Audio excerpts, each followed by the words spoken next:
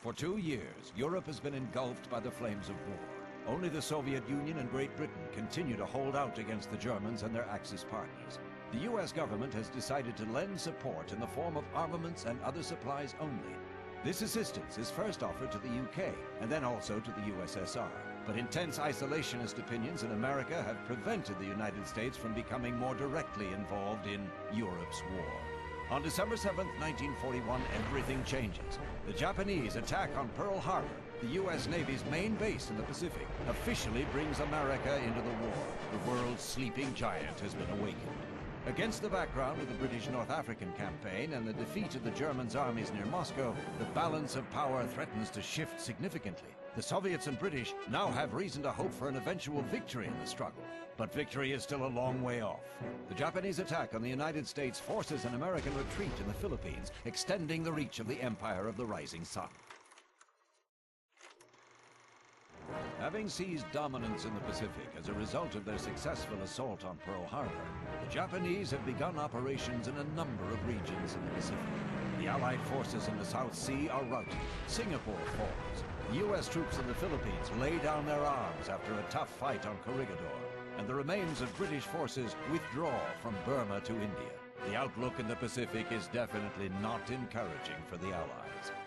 But the colossal U.S. military might is already beginning to shift into high gear. The U.S. forces in the Pacific are growing and slowly gain the upper hand, one island and one battle at a time. Parrying the Japanese strikes in the Coral Sea and near the Midway Islands, the Allies now make their first serious counterstrike in the Pacific. A U.S. force storms ashore at Guadalcanal.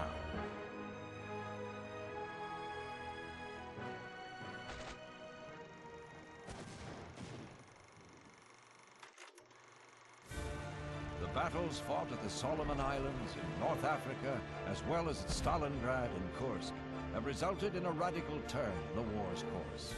Relying upon considerable industrial superiority, the Allies assumed the offensive in all areas of operations.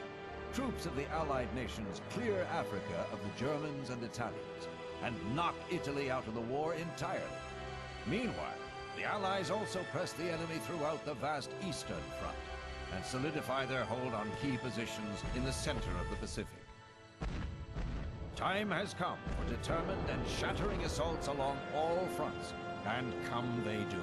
A grandiose landing operation in Normandy, amphibious counterstrikes in the Philippines, and the elimination of the German center group in Russia. The Allies are rapidly reclaiming the territory they had lost in the early years of the war.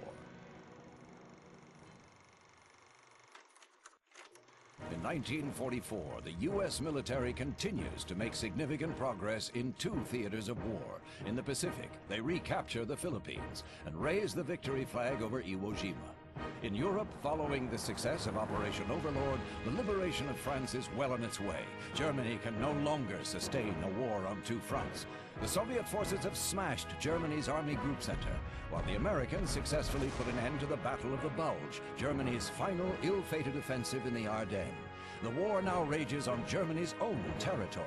After the liberation of Poland, the Soviet juggernaut now threatens the outskirts of Berlin, preparing to deal a final, decisive blow from the east. Matching this effort, the U.S. Army approaches the Ruhr, once the heart of Germany's impressive industrial capabilities.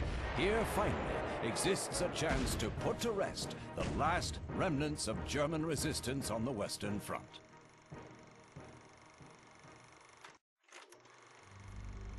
Having made a forced crossing of the Rhine River, U.S., British, and Canadian troops seize Germany's industrial heart, the Ruhr region.